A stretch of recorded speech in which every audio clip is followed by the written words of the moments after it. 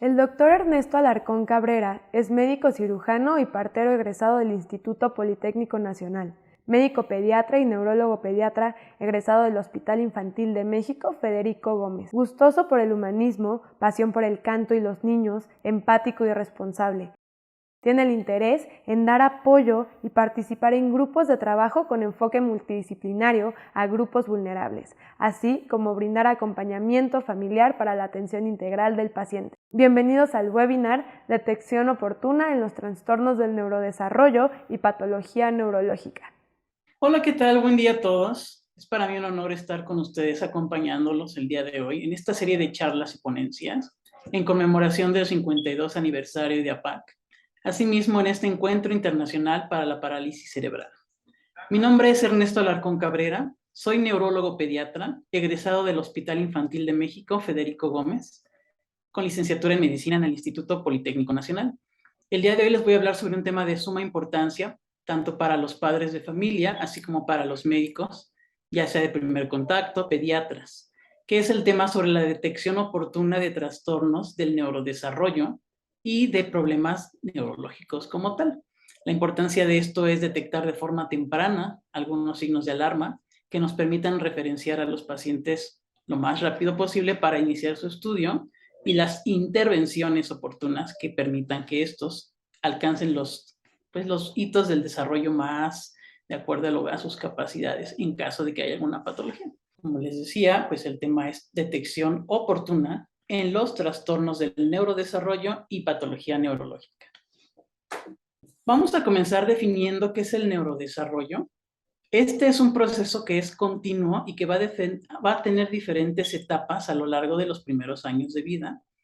También es dinámico, cuyo nombre significa que va a ser constante el cambio que va a tener en constante movimiento y va a incluir cambios anatómicos y funcionales del sistema nervioso. Esto incluye aquellos en la estructura y en las diferentes áreas que tienen diferentes funcionalidades en el sistema nervioso central. Va a tener el neurodesarrollo una influencia que es muy directa del medio ambiente. Incluye sobre todo lo que es la maduración de la estructura del cerebro, adquisición de funciones superiores. Aquí con funciones superiores nos referimos a todas aquellas funciones que nos diferencian de otros seres, que nos dan mayor inteligencia, como pueden ser la organización, el planeamiento, la planeación, las diferentes formas de poner atención, de concentrarnos en las diferentes actividades, asimismo el lenguaje, la aritmética, etc. El otro aspecto del neurodesarrollo que muchas veces no tomamos en cuenta y que también es importante es la formación de la personalidad. Cada vez podemos ver que es más temprano que los niños presentan alguna ya rasgo de cierta personalidad. Algunos son más tranquilos, otros son un poquito más irritables, lo cual nos va a dar como consecuencia la personalidad posteriormente. Dentro de las primeras etapas, lo importante a rescatar aquí es conocer qué procesos se llevan a cabo en las primeras etapas del desarrollo en el embrión en formación. Es importante recalcar que el sistema nervioso central es de las primeras estructuras que se forman cuando empieza la embriogénesis. Obviamente esto después va a derivar en el resto de estructuras. La primera cuestión a considerar es lo que se llama la proliferación neuronal. Este es el periodo que comprende desde los 2 a los 4 meses de gestación y cuyo nombre lo dice, es todo aquella grupo de neuronas que van a conformar la estructura final de la corteza cerebral, de los diferentes núcleos y que van a multiplicarse de forma rápida en esta primera etapa. Por eso se llama que va a proliferar. Posteriormente a esto, estas neuronas van a migrar desde el sitio donde proliferaron hasta el sitio donde van a tener su localización final. El sitio de proliferación más importante a nivel cerebral es la zona que llamamos subventricular, y de esta zona, que está sobre todo en las partes centrales del cerebro, a nivel de los ventrículos, de esta zona van a migrar a diferentes áreas. La forma en la que migran las neuronas puede ser una migración tangencial y una migración que es radial, es decir, del centro a la periferia, y tangencial a lo largo del eje mayor del cerebro. Este periodo de migración neuronal va a comprender de los 3 a los 5 meses de gestación, para que posteriormente haya un proceso llamado organización neuronal entre el 5.º mes de gestación hasta inclusive varios años después del nacimiento, culminando con la mielinización del sistema nervioso central. Recordemos que la mielina pues, es una estructura que va a rodear los axones de las neuronas. Si ponemos una analogía, siendo las neuronas el centro que envía los impulsos a diferentes áreas, y los axones son como la especie de cableado que van a transmitir la información importante, la mielina sirve como una especie de aislante alrededor del axón para aumentar la velocidad de conducción y para que esta conducción sea más efectiva y sea más pues eficaz. La mielinización va a incluir diferentes áreas, diferentes etapas del proceso.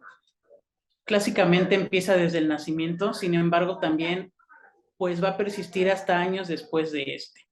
El periodo más importante son los primeros 3 años después del recién nacido. Y aquí tenemos un resumen en una tabla que nos muestra los diferentes picos de edad en los cuales van a ocurrir algunas de las más importantes pues, funciones que nosotros adquirimos en el primer año de vida y posteriormente. Por ejemplo, tenemos la cuestión de las funciones cognitivas superiores. Esta va a tener un pico de edad, sobre todo en el primer año de vida. El lenguaje, que tiene entre los 0 meses hasta los 6 meses de edad. Empezamos a ver que los niños balbucean, posteriormente van a presentar monosílabos, bisílabos, y alrededor del año de edad, las primeras palabras como tal, con intención hacia su significado. Y los diferentes sentidos, como puede ser la vista y el oído, en estas primeras meses de vida van a presentar una sensibilización muy importante dentro de lo que tenemos que observar en esta etapa. Por lo mismo es el seguimiento visual y el seguimiento auditivo de los pacientes. Como tal, pues nosotros vamos a tener diferentes ejes que van a concentrar lo que es el desarrollo, que se le llaman áreas del desarrollo. Como tal, el desarrollo se puede tratar por separado para su mejor comprensión y su mejor estudio. Sin embargo, es importante recordar que estas áreas pues están íntimamente relacionadas.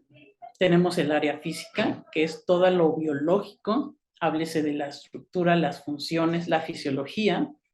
El área cognitiva, que incluye las funciones que ya les comenté previamente, más avanzadas, que pues esto se adquiere sobre todo ya después que vamos integrando al paciente a la educación. Y el área psicosocial, que incluye el entorno del paciente en diferentes ámbitos que vamos a comentar en un momento más. ¿Cuáles son los factores que van a influir en un neurodesarrollo que sea normal? Primero, como les decía previamente, están los factores biológicos, y estos se van a dividir en dos tipos: aquellos que vienen de adentro del paciente y aquellos que son una influencia externa. Dentro de aquellos que son una influencia endógena, tenemos la carga genética que el niño, el feto ya en formación ya trae, y factores epigenéticos. El concepto de epigenética lo hemos escuchado muchas veces, hace referencia a la influencia que puede tener un estímulo en la carga genética. Entonces, este concepto realmente lo que hace es conectar ambas influencias. Por un lado tenemos los genes, algunos pueden ser genes que influyan en un desarrollo adecuado, pero también hay genes que pueden prenderse para determinar una patología neurológica, una enfermedad como tal. Hay veces que estos genes ya vienen determinados para expresarse, sin embargo, puede ser que hay algunos factores de afuera que influyan en que se expresen o no. Esto incluye, por ejemplo, la dieta, el estímulo psicosocial, entre otros. Por otro lado, los factores exógenos dependen puramente del ambiente, Y la clasificación más útil para nosotros en neurología es, pues, clasificarlos con base en qué tipo de estímulo se presenta con relación al momento del nacimiento del niño. Entonces, aquellos que ocurren antes del nacimiento, que se llaman prenatales, los factores que ocurren durante el periodo del nacimiento, que incluye pues el parto o la cesárea en caso que aplique, y los factores postnatales que ocurren una vez que el paciente ya ha nacido y sufre algún daño que vamos a comentar. Por ejemplo, alguna infección, alguna cuestión de riesgo. Entonces, un poquito más a fondo, los prenatales incluyen todo el control prenatal de la madre, desde que se entera que está en embarazo, cómo se cuida, cómo se alimenta, qué tipo de insultos puede tener, si hay alguna infección, alguna amenaza de aborto o de parto pretérmino, si hay hipertensión o diabetes gestacional, existe o la existencia de una infección como el COVID, en este caso que pues ya está, es parte de nuestra realidad, o del complejo TORCH, que incluye el toxoplasma, la rubiola, citomegalovirus, el herpes simple. Asimismo, hay algunas otras complicaciones que pueden suceder durante el parto, como la asfixia perinatal o el sufrimiento fetal, cuando las pacientes tienen algún problema y el feto ya está teniendo baja de frecuencia cardíaca y que le falte el oxígeno al cerebrito una vez que está en el periodo de labor de parto. Así también hay algunas complicaciones ginecológicas de las mamás. Hay pacientes que presentan mucho sangrado durante el parto o que tienen alguna hemorragia que, por ejemplo, con problemas de mala compatibilidad en grupo sanguíneo, que pueden dañar al feto. Así también, cuando el feto nace y no tiene un buen esfuerzo respiratorio, puede tener encefalopatía hipóxico-isquémica. Esto incluye cuando el paciente necesita oxigenación o es intubado o necesita algún tipo de ayuda para respirar. El uso de oxígeno ya le da un riesgo porque significa que no hubo una adecuada oxigenación de su cerebro, por eso necesitó oxígeno suplementario. Y los factores postnatales pueden incluir infecciones ya en el niño o pacientes que nacen con una cardiopatía, un problema del corazón, a veces pueden tener paros cardiorrespiratorios y un paro cardiorrespiratorio confiere un riesgo neurológico muy alto. Entonces, en este entendido tenemos el neurodesarrollo influido por estos factores biológicos. Posteriormente tenemos aquellos culturales, psicológicos o socioeconómicos, como pueden ser aquellos con factores poligénicos, comunidades cerradas, como el hecho de tener consanguinidad, aumenta la expresión de enfermedades genéticas. Y muchas enfermedades genéticas tienen afectación como tal del neurodesarrollo. La estimulación psicosensorial es aquella estimulación en la cual el paciente interactúa o la mamá con el paciente, los padres como tal, como el hacer un juego, el tocarlos, el abrazarlos, cantar. Y todo esto es muy importante en el primer año de vida, cuando el niño empieza a conocer su entorno y a relacionarse con los demás, que incluye también, obviamente, la estimulación afectiva, el hecho de desarrollar apego, seguridad y confianza en la protección de los padres, que ellos le hagan sentir que es querido, con la relación madre-hijo.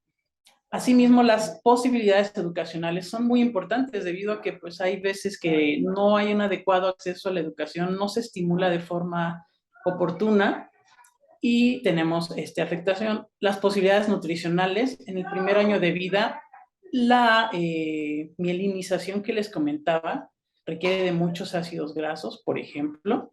También el cerebro es muy susceptible a la falta de azúcar, a cambios en el sodio. Todo esto puede ser determinado, influenciado por una buena o, por el contrario, afectado por una mala nutrición.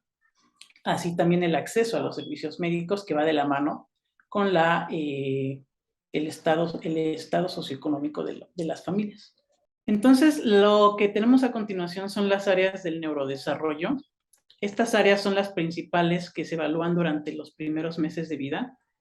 Hay que comentar que estas áreas van a desarrollarse a la par, simplemente se dividen en su estudio para poder mayormente entenderlas y estar al pendiente de ellas. El desarrollo sensorial es una de las áreas que más recientemente se le ha dado mucha importancia. Es la forma, a final de cuentas, en la que el niño se puede integrar con su medio externo. Incluye pues todos los órganos de los sentidos, como son la vista, la audición, el tacto, el gusto, y estos van a tener mucha relación con el resto de áreas. Muchas veces tenemos problemas de integración de los sentidos que dan a su vez problemas motores del lenguaje. Inclusive en el autismo, que es más reciente estudiado, hay un problema sensorial muy grave. Las clásicas crisis sensoriales que tienen los pacientes porque no tienen una forma adecuada de integrar los estímulos y tienen reacciones exageradas a algunos tipos de estímulos. Por otro lado, el desarrollo motor es aquel que hace énfasis en la movilidad, puede ser fina o gruesa, como caminar o tomar un objeto, o ya el desarrollo posterior de la lectoescritura. El desarrollo del lenguaje, que incluye el lenguaje tanto verbal como lenguaje no verbal, importante diferenciarlo. En el caso del lenguaje verbal, incluye los balbuceos que posteriormente progresan a que los niños emitan monosílabos, bisílabos y como tal después palabras, que ya sean palabras con sentido, que tengan un significado hacia lo que están señalando, a lo que están diciendo.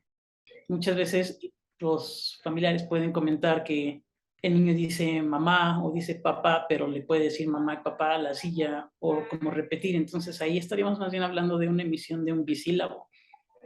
Hasta que tenemos la intención es cuando ya se habla que es una palabra y se cuenta o se considera como su primer palabra. El lenguaje no verbal es aquel que incluye los gestos, cuando los niños dicen adiós con la mano, señalan lo que quieren, pueden aplaudir en respuesta a algo que les gustó. Y la socialización, que es cuando ya empiezan a tener esa reciprocidad con las personas, una interacción que es de va y viene, de un lado hacia el otro. Por ejemplo, cuando hay sonrisa social. Aquí hay una diferenciación que es también importante aclarar. Hay algunas veces que los niños pueden sonreír, sobre todo muy recién nacidos. Sin embargo, cuando nosotros preguntamos en la consulta como qué es la sonrisa social o a qué edad la desarrollaron, nos referimos más bien a aquella sonrisa que se da en respuesta a un estímulo como tal de interacción, el cantarle, el hablarle, el reírse con él y que en respuesta a esto el niño lo haga, ¿no? En el centro de todo esto, perdón, está el desarrollo emocional del paciente que va a influenciarse por todos los demás ejes. Hay un modelo que es la teoría de Bronfenbrenner, cuyo eje principal es considerar al niño en diferentes sistemas y todos los sistemas lo van a influir en diferente grado. Tenemos al niño como tal, que es un microsistema, incluye la fisiología, su cuerpo y su biología. El siguiente nivel que considera esta teoría es el mesosistema, que incluye a la familia del paciente, su vecindario, a su centro escolar, que también pues, va a tener mucha influencia, y a los compañeros. El exosistema, el siguiente nivel, que incluye el ambiente más allá de su comunidad, como puede ser el gobierno local, si existe algún tipo de familia extendida, gente con la que conviva más allá de su familia nuclear, la iglesia o algún tipo de cultura que tenga religiosa. Pues no todos lo pueden tener, pero pues es importante. Y la televisión, los medios de comunicación, toda la cultura en torno a este gobierno, a esta comunidad.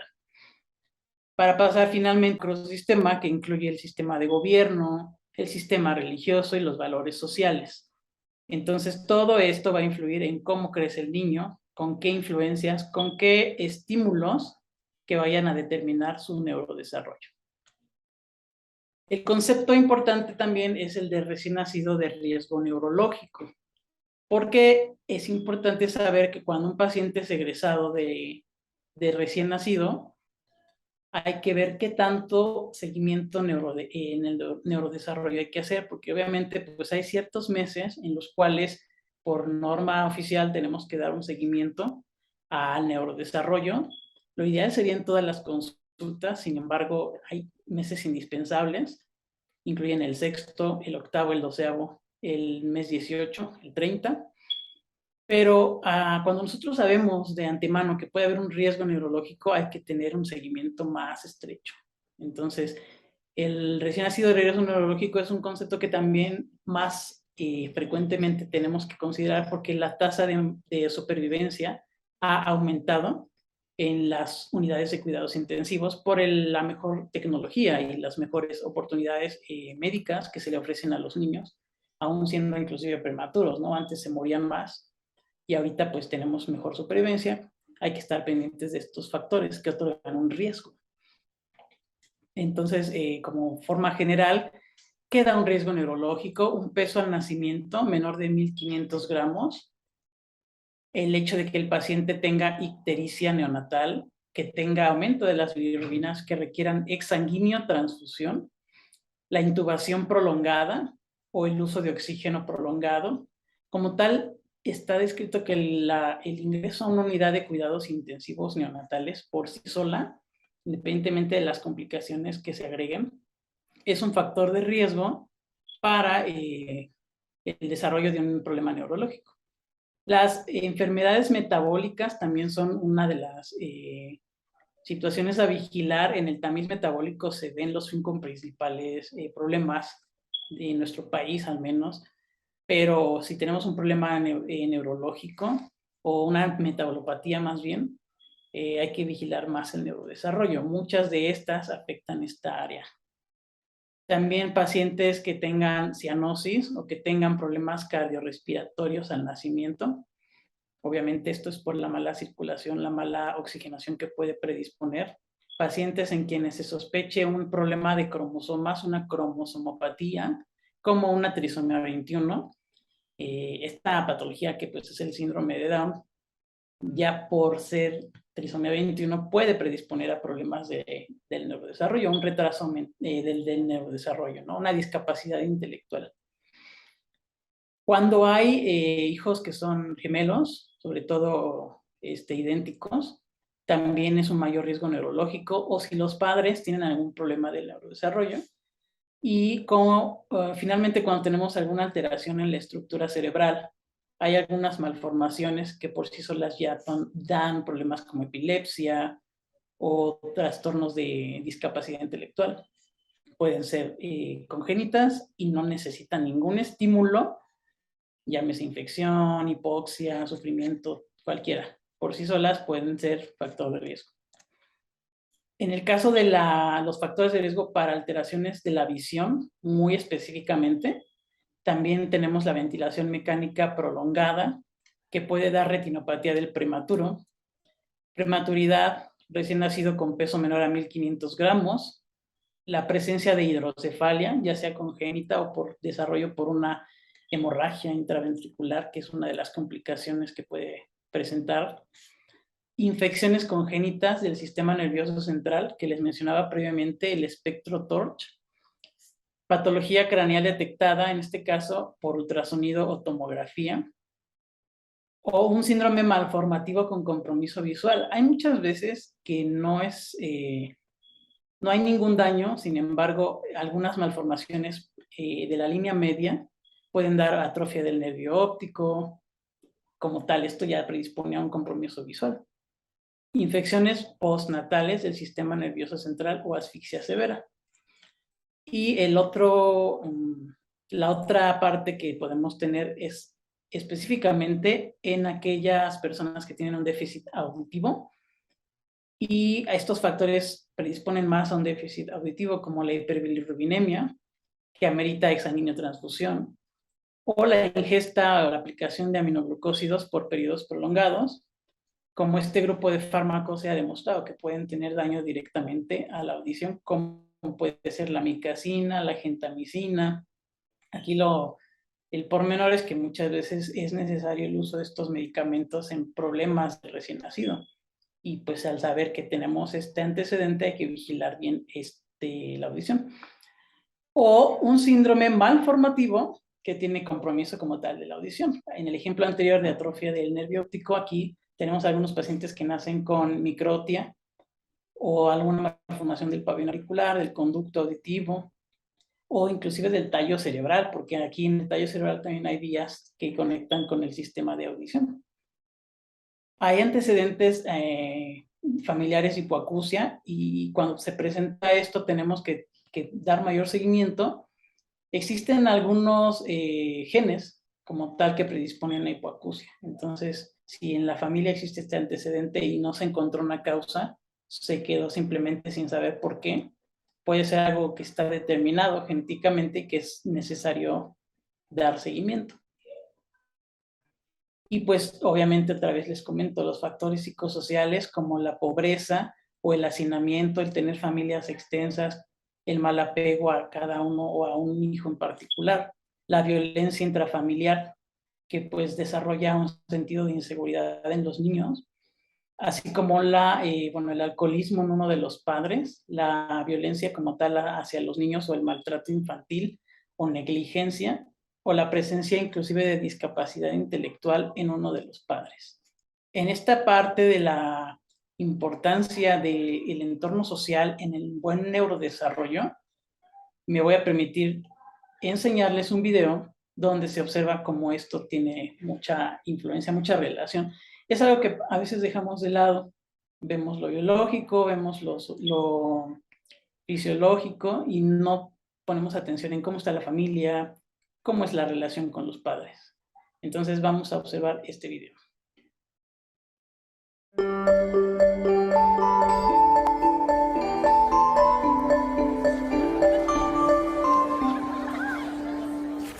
La ciencia nos dice que las experiencias que vivimos en nuestros primeros años realmente afectan la arquitectura física del cerebro en desarrollo. Esto significa que el cerebro no solo nace, sino que también se construye en el tiempo a partir de nuestras experiencias. Así como una casa necesita cimientos sólidos para sostener las paredes y el techo, un cerebro requiere de una buena base que dé soporte a todo su desarrollo futuro. Las relaciones positivas entre los niños pequeños y sus cuidadores literalmente construyen la arquitectura del cerebro en desarrollo. La construcción de cimientos sólidos en los primeros años da una buena base para un adecuado funcionamiento mental y una mejor salud general de por vida. ¿Cómo es que un niño en desarrollo construye y mantiene una base cerebral sólida? Una forma de hacerlo es a través de lo que los expertos llaman interacciones recíprocas de enviar y devolver. Imaginen un partido de tenis entre un cuidador y un niño, en donde en vez de devolver la pelota hacia un lado y otro de la red, se producen diversas formas de comunicación entre una acción y la siguiente, desde el contacto visual hasta el táctil, desde cantar hasta jugar al escondite. Estas interacciones repetidas a través de los años del desarrollo de un niño o niña son los ladrillos con los cuales se construye una base saludable para el desarrollo futuro. Hay otra experiencia que en la niñez moldea el desarrollo cerebral, el estrés. Hay buenos tipos de estrés como conocer gente nueva o estudiar para un examen, que son saludables para el desarrollo porque preparan a los niños para enfrentar desafíos futuros. Otro tipo de estrés, llamado estrés tóxico, es perjudicial para el desarrollo cerebral. Si un niño está expuesto a situaciones como el abuso y la negligencia y no tiene un cuidador que le brinde apoyo, las estructuras básicas de su cerebro en desarrollo pueden sufrir daños. Sin un cimiento sólido que apoye adecuadamente su desarrollo futuro, el niño está en riesgo de experimentar problemas de salud, de desarrollo, incluso de adicción a lo largo de su vida. Es posible corregir posteriormente alguno de los daños que ocasiona el estrés tóxico, pero es más fácil, más efectivo y menos costoso construir temprano una arquitectura cerebral robusta. Una de las cosas que propicia una arquitectura cerebral robusta es el desarrollo de habilidades emocionales y sociales o el conjunto de habilidades que los científicos llaman funciones ejecutivas y de autorregulación. Estas habilidades se pueden visualizar como el control de tráfico aéreo en el espacio mental del niño. Piensen en el cerebro de un niño pequeño como si fuera una torre de control en un aeropuerto con mucho tráfico. Todos los aviones que aterrizan y despegan y todos los sistemas de apoyo en tierra exigen simultáneamente la atención del controlador para evitar un accidente. Igual sucede con el niño pequeño que aprende a prestar atención, a anticiparse y recordar y a seguir una cantidad de reglas. Como todos nosotros, los niños tienen que reaccionar ante las cosas que suceden en el mundo que les rodea y al mismo tiempo lidiar en sus mentes con preocupaciones, tentaciones y obligaciones. A medida que estas exigencias se acumulan, el control de tráfico aéreo ayuda al niño a regular el flujo de información, a priorizar tareas y sobre todo a encontrar maneras de manejar sobre la marcha el estrés y evitar colisiones mentales. Es necesario desarrollar esta habilidad para asegurar una salud mental positiva y equilibrada. Desarrollar un control de tráfico aéreo efectivo, superar el estrés tóxico y construir una arquitectura cerebral sólida son cosas que los niños pueden hacer por sí mismos. Y puesto que las sociedades fuertes están conformadas por ciudadanos saludables, depende de nosotros como comunidad asegurar que los niños y jóvenes puedan vivir las experiencias propicias que necesitan para un desarrollo positivo. Para construir un mejor futuro, necesitamos construir mejores cerebros.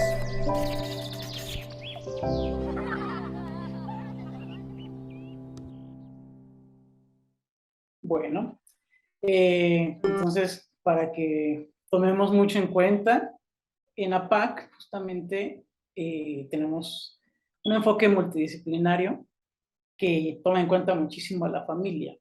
Es uno de los principales enfoques que tenemos, el hecho de tener un acompañamiento, no solamente médico, sino también psicológico y lo que se requiera con los padres, con el entorno principal del niño, porque obviamente al tener un mejor apego al tratamiento, a las terapias, vamos a tener una mejor respuesta que si no hay una buena seguimiento, una buena asistencia a esto.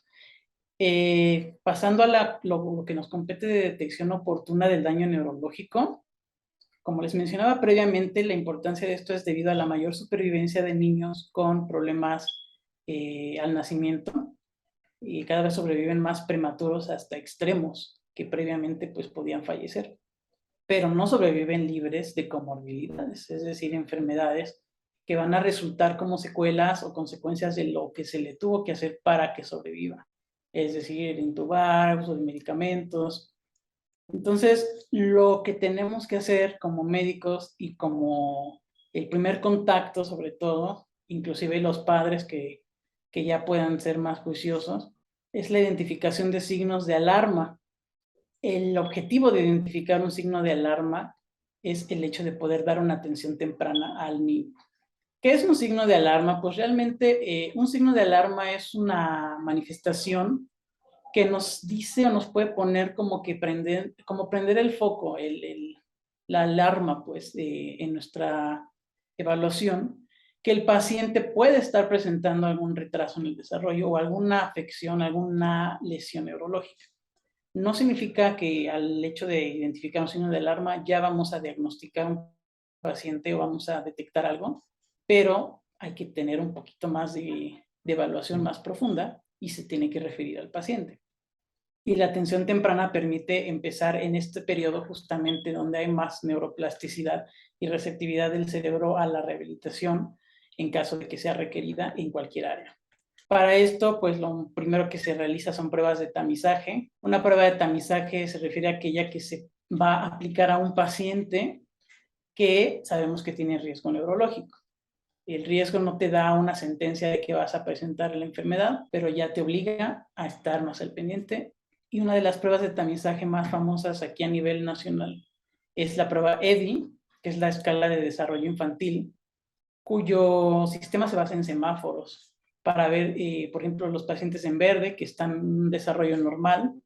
En amarillo significa un rezago en el neurodesarrollo, y el rojo ya es como un riesgo de retraso en el neurodesarrollo, que significa que se tiene que referir para mayor valoración, ahora sí, no de tamizaje, sino diagnóstico.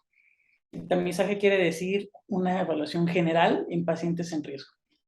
¿Qué se hace en este tipo de pruebas? Pues hay modalidades, se puede observar al paciente. En algunos de los ítems que se evalúan es una observación directa, donde ponemos al niño a jugar y ver qué es lo que puede hacer, si agarra el objeto, dependiendo también de la edad del paciente. Y la prueba de cuestionario, pues es preguntarle a los papás si el niño o la niña hace la actividad que se quiere evaluar. Entonces, hay algunas consecuencias de lesiones al sistema nervioso central en las diferentes etapas del desarrollo que se pueden evidenciar en los primeros meses de vida. Por ejemplo, cuando hay una lesión por hipoxia perinatal, por intubación, por paro, realmente las consecuencias pueden ser bastante tempranas, pero hay otras, inclusive pueden ser en un porcentaje más alto, que no todas se identifican en etapas tempranas, sino algunas hasta que el niño ingresa a escolar, como alguna discapacidad intelectual o problemas del aprendizaje, o TDAH, que es el trastorno por déficit de atención con hiperactividad, A veces no se toman tan en cuenta antes porque pues podemos adjudicarle a que los niños son inquietos o los niños juegan por naturaleza. Y una vez que ya tenemos una formación en la que se requiere una atención o que tengan un control de los impulsos, no pararse del asiento, no ser impulsivos, es donde podemos ver que esto ya es algo que causa una disfunción. Problemas también de lenguaje o de conducta, también a veces es un poquito más difícil pues detectarlos con anterioridad. Y estas manifestaciones que acabo de mencionar, todas son cuestiones que a lo mejor no son tan graves como, digamos, una epilepsia, una parálisis cerebral, pero que van a afectar la calidad de vida de las personas, de los niños. Entonces no hay que menospreciarlas y por eso hago hincapié en esta parte. ¿Qué te da un riesgo neurológico? El alto riesgo neurológico se da por la prematurez y por el peso menor a 1500 gramos. Inclusive se ha visto que los pacientes con un peso menor a pueden tener hasta de 4 a 7 veces mayor riesgo de parálisis cerebral, que es pues realmente la patología de esta semana, que los pacientes normales. Y también las personas con los niños que nacen prematuros. Vamos a hablar brevemente de lo que es la parálisis cerebral, debido a que pues es la cuestión ahorita. La parálisis cerebral infantil es un trastorno del desarrollo que lo que va a estar afectado es el tono como tal muscular, el tono postural y de movimiento, es decir, aquellas posturas anormales, aumento o disminución del tono. Y esta patología va a ser de carácter persistente, pero no invariable. Puede tener variaciones, sobre todo de acuerdo o en consecuencia del tratamiento que se les dé, pero es una lesión que no va a quitarse, ya se instauró en el cerebro. La limitación que condiciona esta lesión es una limitación en la actividad motora, pero tiene que ser una lesión no progresiva.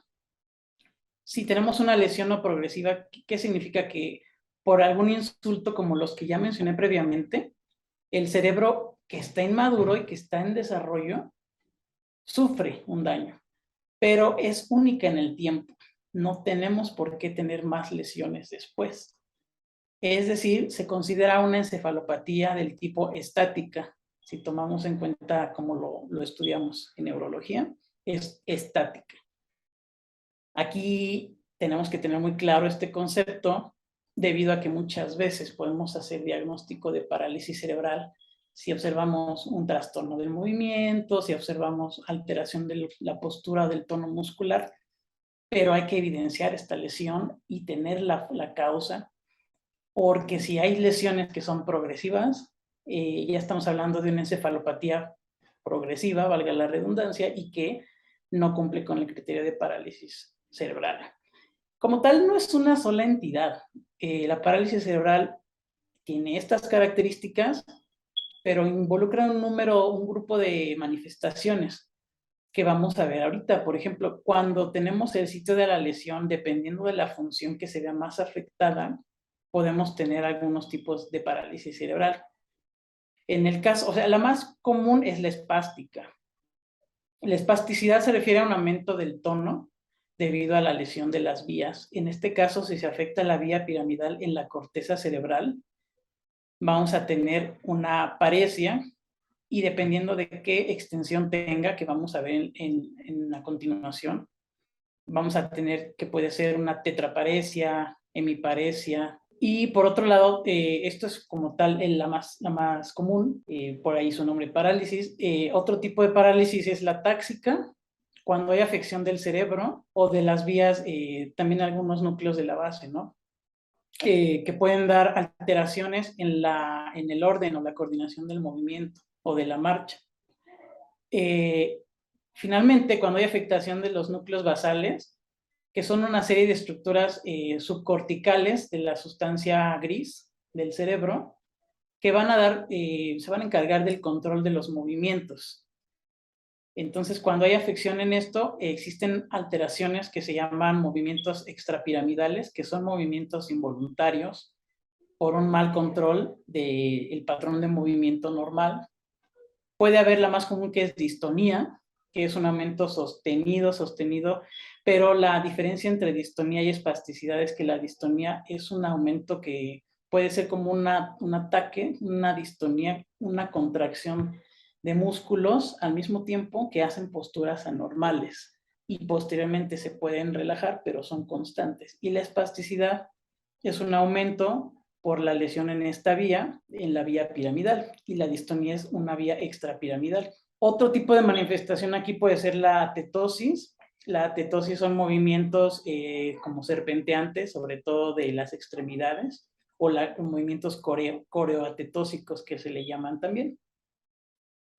En el caso de cuando hay una afectación con espasticidad y afectación de paresia, puede ser una monoparesia cuando afecta solamente un miembro. Generalmente se habla de que afecta el brazo, pero puede ser una pierna. La diparesia o diplegia, la diferencia, bueno, aquí es que diplegia es como tal, no hay movimiento, y la diparesia es el movimiento está débil, o es la fuerza muscular en esa parte es menor. Y en el caso cuando se usa el prefijo di, habla de que afecta a ambas piernas.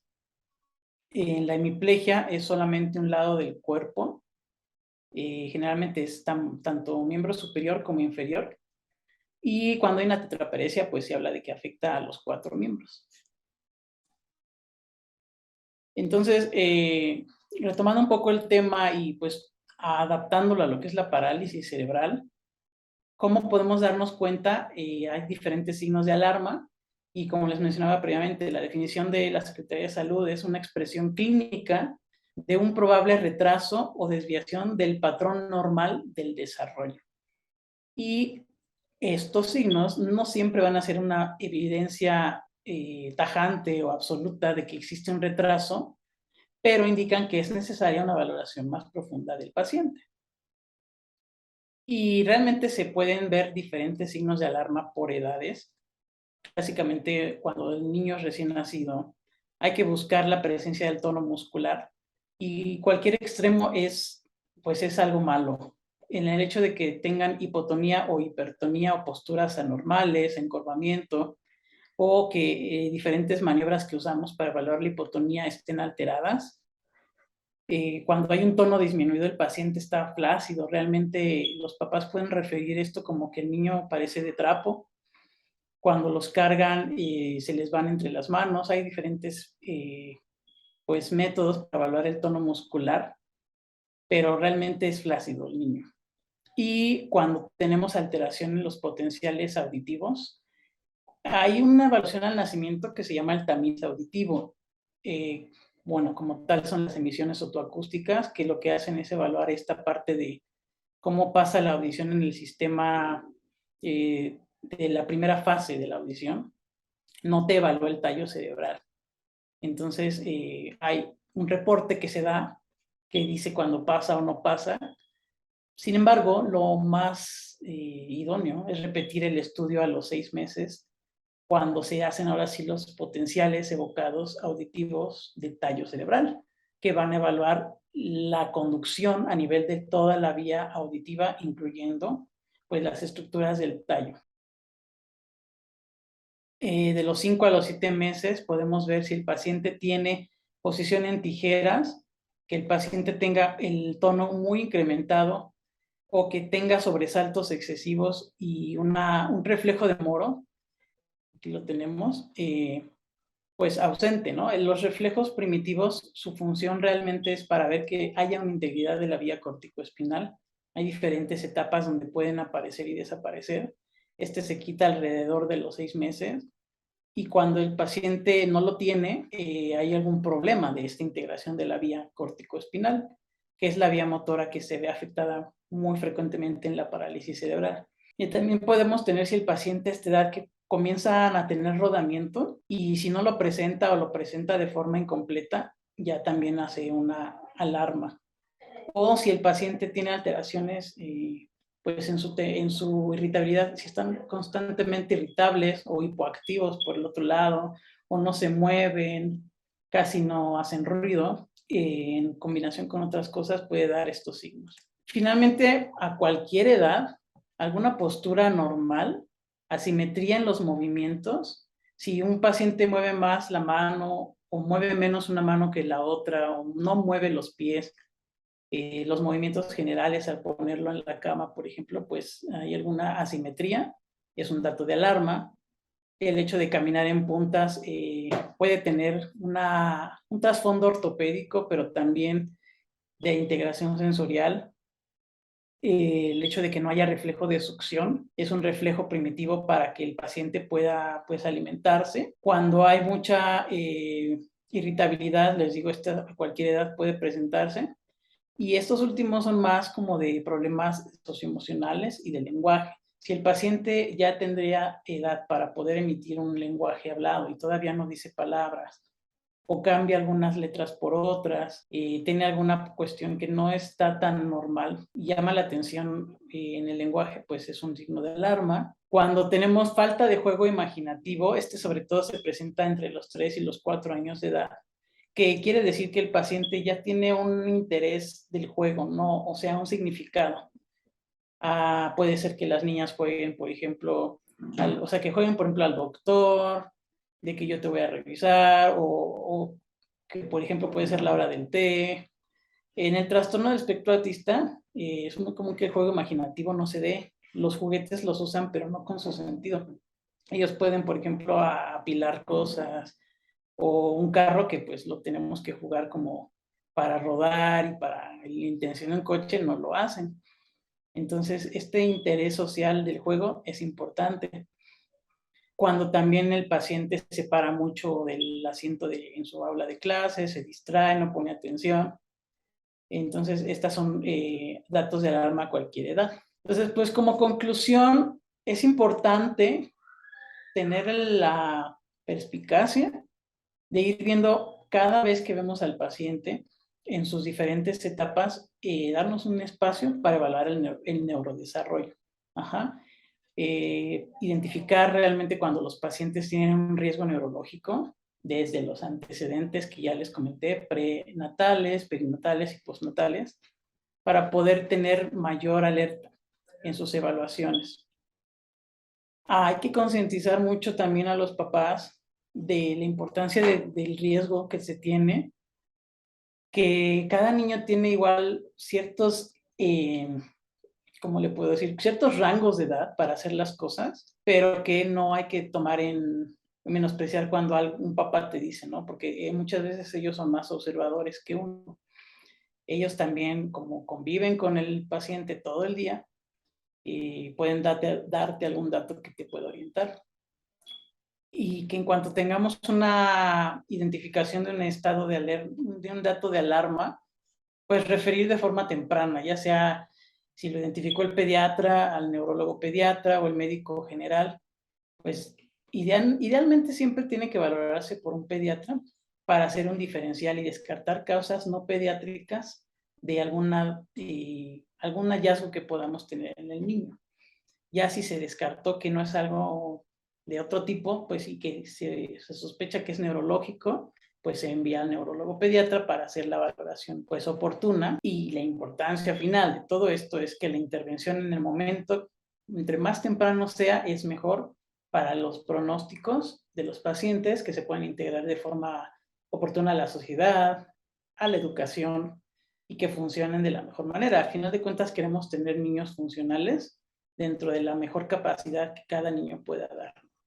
Les agradezco mucho su atención, espero que hayan aprovechado esta plática y que sigan aprovechando el resto de pláticas. Muchísimas gracias por su tiempo, que estén muy bien.